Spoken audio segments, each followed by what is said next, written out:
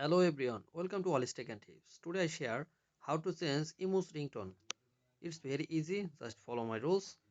Just go to Emo and here, click here and then go to settings and scroll up, and from the call setting just go to ringtones.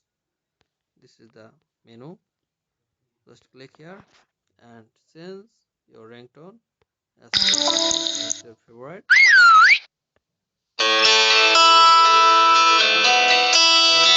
Ringtone from your folder,